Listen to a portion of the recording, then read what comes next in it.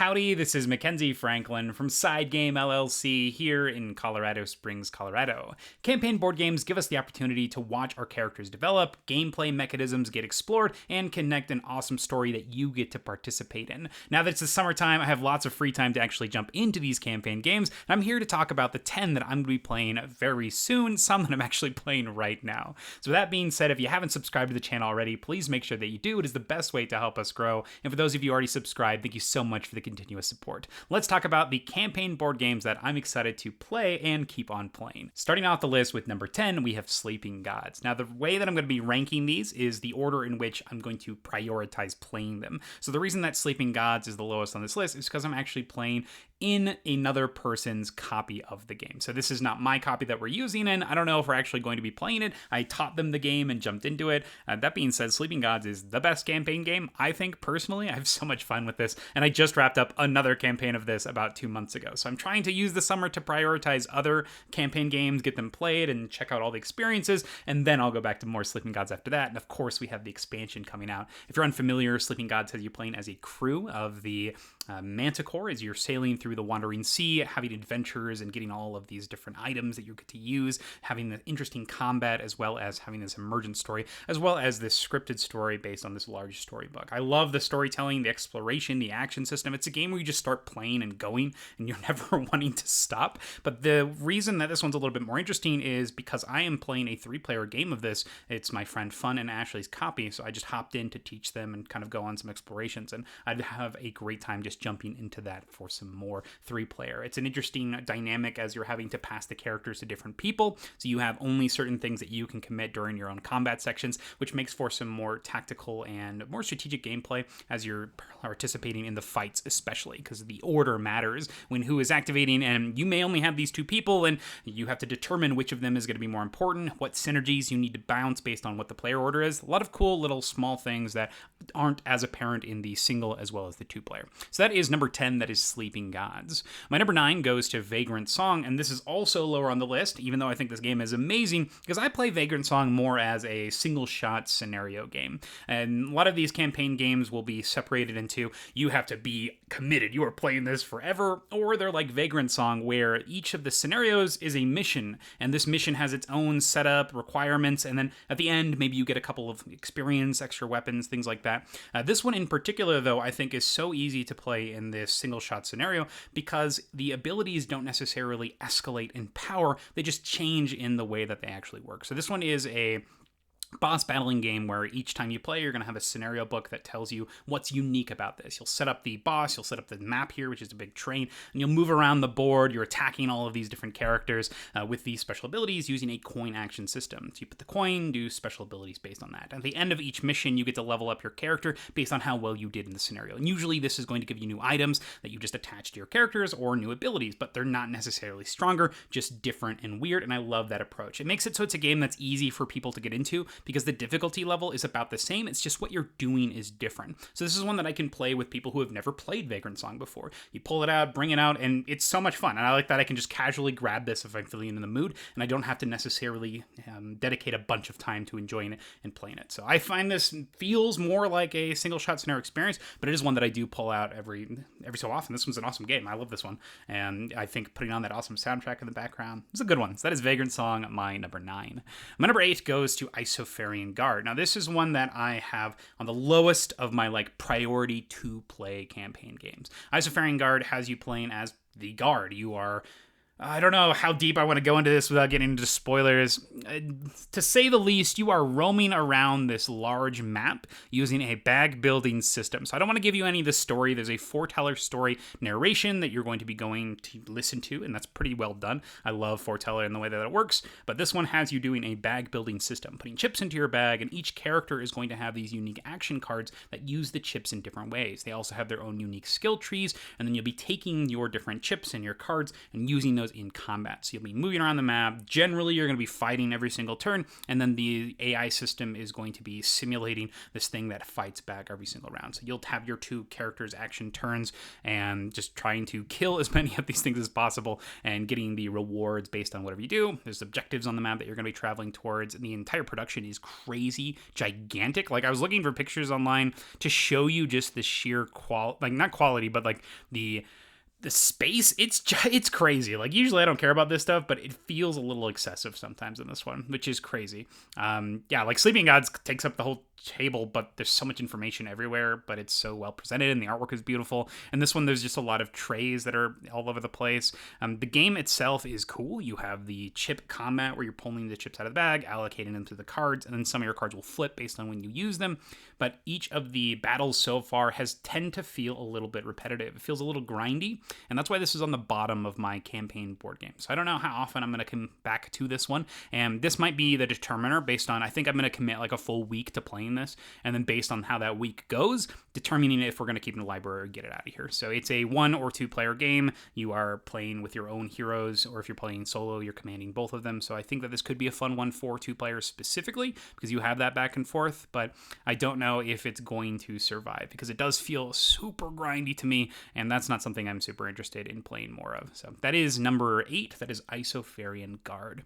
My number 7 goes to Aeon Trespass Odyssey, and this is one that I just did a organizing video before vacation, so I've played a lot of this just to be sure that I understood what I was talking about when I was actually doing the organizing. And it's a huge epic boss battler where you are going to have a crew of the Argo just sailing around Greece and going on different story encounters. I don't want to get into any spoilers on this because the story is pretty dang dense and pretty cool. And as you go through your adventure, you're going to be revealing these map tiles, being able to interact with the different areas in the cities, gaining resources, and then every couple of years you'll be going on this boss fight. And this boss fight has you fighting a gigantic monster, and the monster levels up each time that you fight it, so it's going to be a little bit different each time you play. And there's, right now where I'm at in the campaign, there's 2 monsters that you're alternating between, and there's also one that's going to be following you eventually, where you're going to have to beat it a couple of times. And with that being said, I think that the fighting is the most interesting portion. It's so much fun as you are having these bosses that level up as you level up in the actual combat. I love that emergent leveling up in the actual scenario. So it reminds me a lot of Cthulhu Death May Die, where the crazier you get, the more things you get. In this case, the more that you attack, the stronger your attacks become. The more you damage the boss, the stronger the boss becomes. It's a great paradigm, and the entire combat flow feels so good to play. It's super crazy. There's so much going on, but it does have a lot of the same beats of Kingdom Death Monster with additional steps that make it so that teamwork is a bit more centric to your combat. And then that is interrupted with the story bits where you go through this process where you're going to be exploring a tile, getting the resources on that tile, and then resources on the tile, as well as cards that you pull that give you resources. And then the last thing that you do is based on where you are on the timeline, certain things will happen. So you're developing technologies, you're getting different crafting. It's a system that takes a while to get used to. And then once you go through it, I'm going to use this like little sheet of paper that I use every time to just go through the list. But once you get into it, it feels like it's a system that you can definitely be familiar with. And there's keywords galore, which is fine at this point because I have like this, once again, I'm going to reference this. Take a look at that organizing video. I have all of the different reference sheets that I use, but there's lots of little keywords on the items that you get. But I think the rate at which you're getting them after like your first encounter is short enough to where you can digest it. It's not something where you're getting like 1,000 rules a minute, which is nice. So once you get into that flow, you start to understand what's going on. And I do like this system. I think it's fun. I was pretty torn on whether or not to go all in on this last Kickstarter campaign, but right now, seeing as I do have a bunch of other campaigns that I have on top of this one, I don't know if this is going to be one that I'm going to prioritize in the future. So I did not end up backing that one for the reprint of the game, as well as all of the 12 Sins of Heracles, but I do want to make sure that I commit my time and actually play this one, because I do think this one is fun. So that is Aeon Trespass Odyssey. That's my number 7. And right now we're still in that first campaign. So there's 3 cycles in the box. The first one is like the Mystery of the Labyrinth, I think is what it's called. And then you have each of them that are color-coded as you go on through. So no spoilers here, but it's a pretty dang cool one. I enjoy it so far, and I'm hoping that it doesn't disappoint. So I hear some mixed things about what happens in the later portions of the campaigns. So that is Aeon Trespass Odyssey, number 7. 7. Number 6 goes to ISS Vanguard. This is one all about space exploration. You are the crew of the ISS Vanguard as you go out into space, and it's your job to explore planets, get resources from these planets by by committing dice and cards to different tests. So you're moving around the board. You've got only a couple of actions each turn, and you are using them to take the tests on these different areas. Most of them are story-driven. They have narration for this as well as an app that works super well. I love the app for this, and it's got thematic theme music as well. And you are constantly leveling up your characters through a ship phase. So you have these exploration moments, and then you go back into the ship, which is actually this huge binder. So it's a book that has all of these different things you're managing. You have like assembly lines that you're moving cards down, crew that you're resting in the book, and the book also details most of the rules and the sequences. So it has those reference sheets that I use in Aeon Trespass Odyssey built into this system. So it does feel like you're always going through this process, but it's nice because you never miss anything. So it feels like the game is holding your hand, but you're getting familiar with it, so you don't necessarily feel like you are being taught the rules every single time. So I like that a lot. The game itself, though, I don't want to show any spoilers once again, but I think that it's thematic and interesting. I had this huge story moment the last time that I played that makes me even more excited to keep on playing. That is ISS Vanguard. That is my number 6. My number 5 goes to Oathsworn Into the Deepwood. And I was talking about this with my brother recently. We were talking about games that use dice that we love, and this game's dice system is amazing. And that honestly kickstarted me like, I need to play more Oathsworn. I'm not going to get into any spoilers on this, but you play as essentially witchers. You're these bounty hunters that all are part of the Oathsworn, who've taken up the duty to fight these giant beasts that are in the forest. And so you go from town to town, doing whatever you need to do to help out the populations that live there, of course, getting paid in the process. And you'll unlock this story, this mystery that unfolds as you move around the land of Oathsworn. It's a grimdark fantasy setting.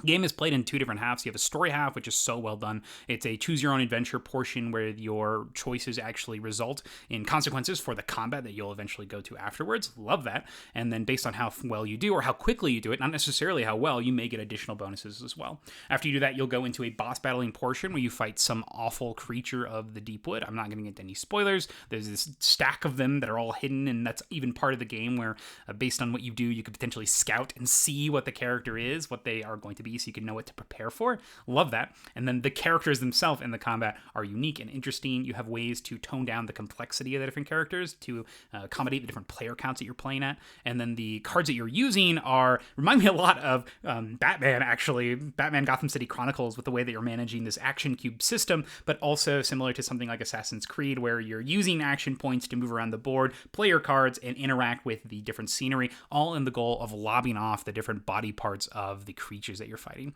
And I get back to that dice system. It's the best. I think it's so much fun. I want games to just employ this in everything. And every time you take a test, you can roll basically as many dice as you want, all the basic dice, or you can increase them based on your armor and equipment to these stronger dice, but they all have the same odds of success, just with bigger numbers on the advanced dice. You roll as many as you want, and if you roll 2 misses, your attack or whatever you're doing is a failure. If you roll 1 miss, you then count up everything that you've rolled, and it's a success. Feels so good because you know immediately if you pass or if you fail. So there's no convoluted calculations or anything like that. But if there is a pass, then the calculation is not convoluted. It's just adding the numbers, and you feel so good because you got this huge number. I lied. There's a bit of division if you're going to be attacking something after you add those numbers, but the sensation of, I'm not going to add all of these numbers and then fail afterwards kind of sucks. Knowing that you did something, and based on how many dice you rolled, you already know in your mind that's a grip of damage. Feels so good. I love this game. This game's pacing is so much fun, and I want to play more. I got this at the end of last summer, so it came at like just off the time where I would have dived so much into it, but this is one I'm going to commit a lot of time to. So this is Oathsworn Into the Deepwood.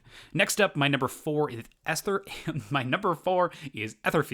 This one here is a dream crawling game by Awaken Realms, same company that put out ISS Vanguard, and there are 2 campaigns that I have left to play for this one. So the campaign that I'm going to be playing for this is the She-Wolf campaign. It's a smaller campaign, and then I'm going to go into, I think it's called the Sphinx campaign after that. So those are the 2 that I have left for the game. And if you're unfamiliar with Etherfields, it's a dreamwalking game. You're going to be going using your deck of action cards. It's a deck building style. You're using these cards to produce symbols, and those symbols that you interact on this large board. So this is from one of the earlier scenarios, so not too many spoilers here. You shouldn't see anything crazy. But as you move around this map, you're going to have all these tests that are printed on the board. You'll commit cards to do those, but the cards also have abilities on them, so they're pretty versatile. And if you actually want to use them for the symbols or use them for their special effects, there'll be these entities, these giant creatures that you'll have to be defeating as well. But on top of all of this, you have this overarching story, this world that you live in and you build up, and there are new rules that were introduced in these expansions that change fundamentally the way that the game system works, and I love that so far. In addition, there are also some rules that will reduce the amount of time that you're taking in between these missions, but I think that the original is fine. In particular, I think that the slumber phase is a great way to set up your different cards, but if you do want to skip that, you can. I don't think it's a huge issue. So that's where I'm at on this, but you can definitely change it. They've also completely changed some of the map icons. This is like a full-on errata, which has made it so that your traveling in the dream world goes by extremely fast as well and reduces the amount of slumbers that you're taking. So you're only taking about 2 or 3 now, based on the number of keys you need. Each time that you need a key, you take a slumber. So if the location you're going to requires you to have 2 keys, you're going to eventually have 2 slumbers, and then you won't have any other slumbers, where before the slumbers were in the way. So I guess that maybe that has added to my opinion on it, where the fact that I'm just having less of these slumbers, those like mini missions. But the biggest thing about this, the thing I love about this game, are the missions themselves. You'll get to an area on this dream map, you'll pick up this stack of cards, and that's all for this one dream. And then that's it. You don't need to do anything else. There's no huge amounts of tiles that you're looking for. I'm thinking back to something like Seventh Continent, where you're constantly filing into things. No, this is take those cards, put them there, you're ready to go. You're playing already. And the entire game flow reminds me of Sleeping Gods as well, where it's so fluid. On your turn, you do your things, the enemy moves, you do your things. It just keeps going. And then after your mission happens, you just keep going. It feels like there are stopping points, but you don't want to stop. You just keep on going, because everything that you've committed stays in front of you as well, from dream to dream and mission to mission. So this is one that I could just leave on a table for months, and I think I have done that at a point. I think the first time that it arrived, it was on the table for about 2 months straight.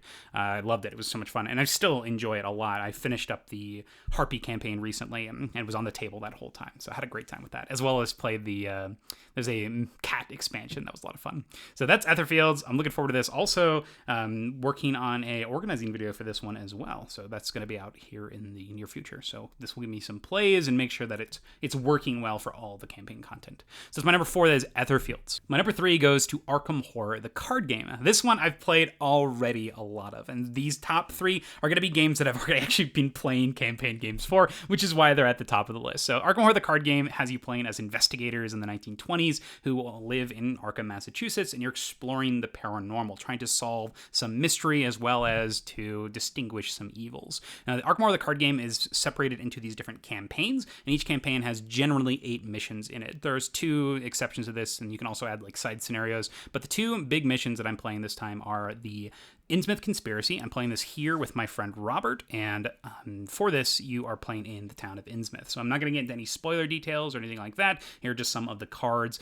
You've got investigators, new cards that you're building in your deck. This is a bit of an older one. I think that there's been 2 campaigns that have come out since this one, but I love this one. I think that it's so smart. You've got new ways that you're interacting with cards with the use of these items. You've got Curse and Bless tokens that change up your Chaos bag, so your dice. It's so much fun. So I love this campaign. Just the Innsmouth theme. It's my favorite work from Lovecraft, and the fact that they've translated it so well into the campaign here is wonderful. And I think that it has some of the best design missions. The starting mission in particular, just played that yesterday. Love it. It's amazing. So, but this time I'm playing a new character that I've never been. This is Vincent Lee, the Doctor, and he's got a playstyle that I'm loving. I actually started it with Kaimani Jones and got murdered straight away, a miserable time, and scrapped it, brought out a Vincent Lee deck, just quickly looked up one online, and Vincent Lee has been amazing. He's taken the healing concept and said, here, let's actually do additional bonuses for healing. He's got some awesome built-in healing. The Seeker class has good healing, and in general, I'm working towards building this deck where my allies will be able to get healing, so I get multiple uses from them. He's got this cool effect where if you ever heal something, you give a double wild symbol card to that player, and whenever you do tests in this this game, you use your stats at the top here, and you will have to draw a token from this evil bag, the chaos bag, and that will modify your skill value. So his ability says that whenever you heal, you get a card into your hand. The person who got healed, or the person who owned the ally that got healed, gets 2 wild symbols into their hand, and you can use those on any test in the future. I love this. It means that you are encouraged to heal. You're going to try to heal as much as you can each turn, so you can keep on giving these out. It's so awesome. I love that it benefits you, but it also benefits the other people at the table and allows you to be a bit more risky when it comes to taking damage, which is super cool. So Vincent Lee has a playstyle I'm loving. Now, the second reason that this one's so high up is I actually am in the middle of another campaign with my brother, his wife, and my wife, and this is the Path to Carcosa. So this is my brother's biggest delve into a new game system recently, and he's loving it, which I'm so happy. Arkham Horror, the card game, is one of the best, so it's amazing. I love this game. But we started the Path to Carcosa. I'm not going to get any spoilers of this, but for this one, they are trying out some of their new Carcosa characters with a limited card pool. My brother's playing Safina. We have a character who is Mark Harrigan, and then we are going to figure out the mysteries behind the King in Yellow. Now, for this one, I am playing another yellow character. It is a coincidence. I do generally bounce around green, and I think green and red are my most played character types. I love the flavor of their cards and just how much fun they are to play. So, but playing 2 yellow characters, which is kind of crazy. So this one is Mandy Thompson, and her whole deal is her deck is gigantic, but every time that you search, you can search extra cards, or you can get additional cards off the search. This plays into an archetype called research, where if you find them while you're in the middle of a search, you get to resolve an effect. So that gives you extra card draw, extra charges on these super powerful ability cards that you're using. And it's been a lot of fun to have this deck, and just, it's so cool because it's just full of tricks. And I love it. And yellow is like one of the best classes. It has so many busted cards. So having access to 50 of these gigantic cards is nuts. So much fun though. Mandy Thompson, just a 5 book stat. I'm carrying this team. And it's a 4-player game, which is nuts because there's just so many clues everywhere. So I'm focusing on a build where one of the main ways to progress in the game is that you're getting clues, and these clues populate based on the number of players. And so I'm building a deck that's focused on scooping up a ridiculous amount of clues all at once. So I'm scooping up maybe 3 or 4 clues at a time with my clue getting actions. That's what my XP has been funneling into. So that is Mandy Thompson, as well as the Path to Carcosa campaign, and all together that's Arkham Horror, the card game. My number 2 campaign board game that I'm playing is Frosthaven, and this is one that I'm playing with my wife Ariana, and we are so far into this one. I'm having so much fun, and I don't want to get into any spoilers at all because I've been playing like unlocked characters for like the last couple of missions. Not last couple, but since like the first 2 days. So first 2 days I was playing Blink Blade, and then it's been only unlockable characters after that. So I've retired 3 characters at this point. So Frosthaven is a game where you are playing as mercenaries in this outpost of Frosthaven. It's a super hard winter, not crucial. It's a terrible winter, and this has you playing as defenders of this town, going on missions, trying to help out its prosperity, as well as go and get resources, bring them back to help build up the buildings. You're gonna have your own character that has their own set of action cards that is brilliant. I love the action system. You pick 2 cards every round, use the top and the bottom of one of them.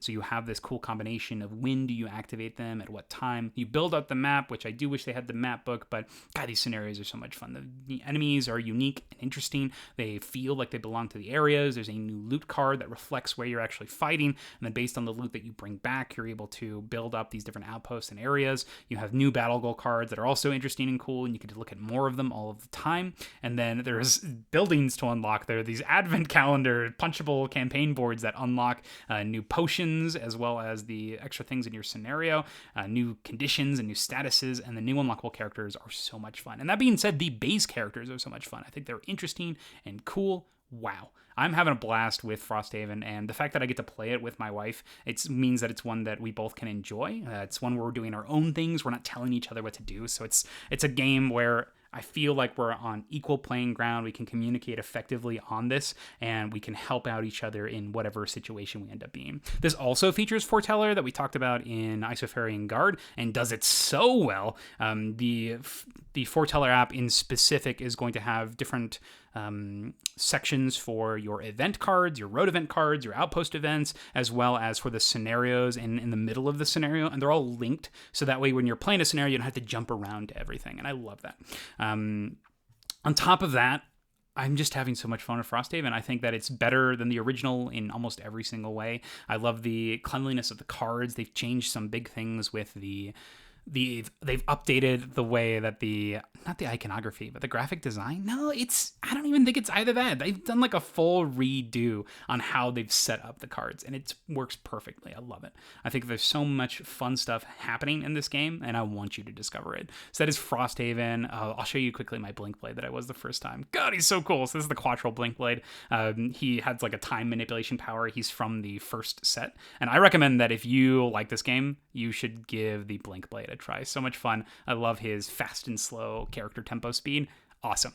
So that is my number 2. That is Frosthaven. And lastly, my number 1, the campaign game that I am definitely playing, and I'm playing it right now, is Assassin's Creed: The Brotherhood of Venice. Now, there is a new Kickstarter campaign for this right now, or maybe GameFound, I don't remember, but this is Assassin's Creed: Brotherhood of Venice. You play as the characters from the video game universe as you're going into these memories and doing your best to complete missions where stealth is the main priority. As you go through these missions, though, you are going from tile to tile, and you're eventually going to reveal yourself to whoever's there on the board. And whenever you do so, it triggers the alarm, and all of a sudden, all of these guard miniatures will start showing up. It's terrifying. I love the pacing of this, though, because you're going super stealthy until you decide to flip that switch, and so you get to control the tempo of your experience. You've got all of these crossbowmen and guards that are going to be chasing after you, and as you play your missions, you're going to be switching the villains for stronger versions of themselves. You have all sorts of secret enemies as well, so lots of little things to discover each time that you play a mission. You'll open up this little envelope that has all sorts of new things that you'll add to your game, as well as rewards for completing specific missions, and there's a story that links it all that takes you into this world of Assassin's Creed. If you're familiar with the IP at all, I think it's something that you're going to enjoy a lot. I had played like maybe 2 days of Black Flag, and that was enough for me to love this world. So I haven't played a lot of the video games at all. So I've played like 2 days of Black Flag. So unfortunately, I haven't spent a lot of time in this world, but the game itself is so much fun. They took this existing system called V Commandos and they just gave it this new retheme, and it works perfectly. Love it so much. So that being said, right now there are 2 campaigns there's 3 campaigns for this right now? 3 campaigns. There's 3 campaigns currently available. So I finished the first campaign last summer, and I was super excited to continue the second campaign, which was the Tokyo campaign. So finished the Tokyo campaign already. So I did that yesterday. I just played like 5 games back to back. It was so much fun. So ended up completing that. I didn't 100% it though. Maybe I'll just have to try it again next time, but did complete that. And then the next campaign is, I think it's just set in, I don't know if it's called Nova Roma or Magna Roma, something like that. I might have passed it earlier. Aha! It's called, no, just Roma. Okay, so Tokyo 21. And then Roma. So those are the 2 new campaign expansions. The Creed vs. Crow is a competitive expansion, so not necessarily one of those. But yes, the Tokyo expansion here, finished that one up, and this one is super cool. It's set in the future, so you are in Tokyo and you are breaking into buildings as opposed to breaking into in the old school Venetian areas, which I think is so much fun. You're going to be going and unlocking new things that are appropriate for this more futuristic era.